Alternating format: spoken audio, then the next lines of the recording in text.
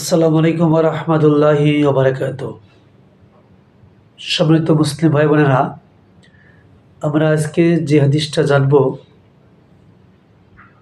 গোপন বস্তু সম্পর্কে রাসূল সাল্লাল্লাহু আলাইহি ওয়াসাল্লাম এই হাদিসে কি বলেছেন। আসুন আমরা হাদিসটা জানি। রাসূল সাল্লাল্লাহু আলাইহি ওয়াসাল্লাম বলেছেন, আল মারাতু আওরাতু ফাইজা খারাজাত ইস্তাশরাফাহা শাইতান।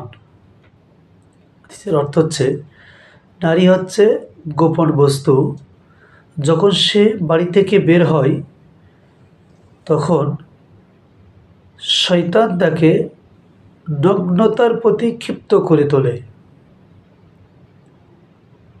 নাউজুবিল্লাহ, আস্তাগফিরুল্লাহ। আমরা আবার জানি, নারী হচ্ছে গোপন বস্তু, যখন সে বাড়ি থেকে বের হয় তখন শয়তান তাকে নগ্নতার প্রতি ক্ষিপ্ত করে তোলে। হাদিসটি তিরমিজি 3109 নম্বর হাদিস। মহান রব্বুল আলামিন আমাদেরকে হাদিসের উপর আমল করে আমাদের মা বোনদেরকে অতি ও পর্দার সহিত থাকার তৌফিক দান করুন, আমিন। আসসালামু আলাইকুম ওয়া রাহমাতুল্লাহি ওয়া বারাকাতুহু।